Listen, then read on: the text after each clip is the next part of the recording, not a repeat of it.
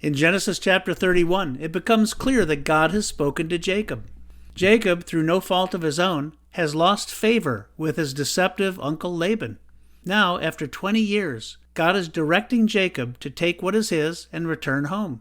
Jacob gathers his wives, Rachel and Leah, and explains to them the situation. In his explanation, he shares how God had spoken to him. Here's what we see in verses 11 through 13. Then the angel of the Lord spoke to me in a dream, saying, Jacob. And I said, Here I am.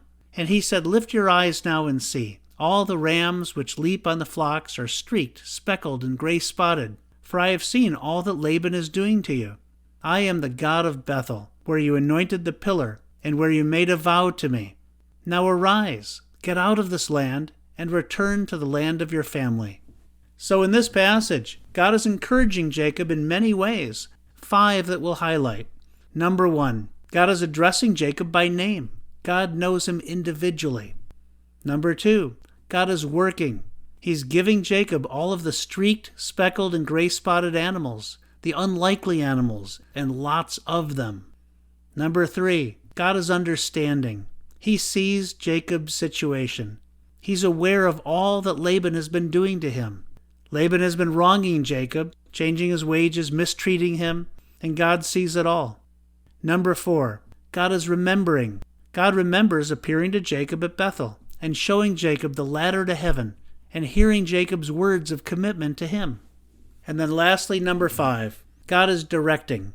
God is saying to Jacob, it's time to leave. It's time to return to the land of promise. So God is encouraging Jacob in his time of need.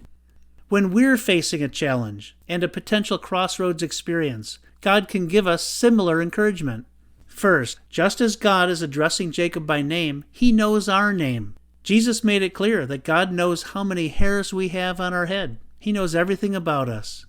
Second, just as God is working in Jacob's life, he can work in our lives. In fact, in Romans chapter 8, the Apostle Paul says, In all things, he, God, works for the good of those who love him and have been called according to his purposes. And then third, just as God is understanding Jacob's situation, he understands our situation. He knows everything, and he cares.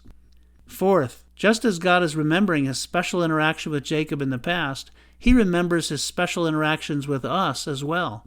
All of the things he has shown us, all of our words of devotion to him, he remembers everything.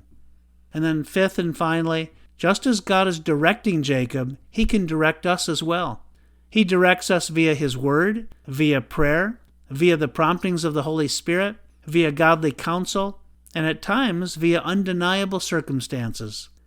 Let's be those who, like Jacob, draw encouragement from God in our time of need. Thanks for listening.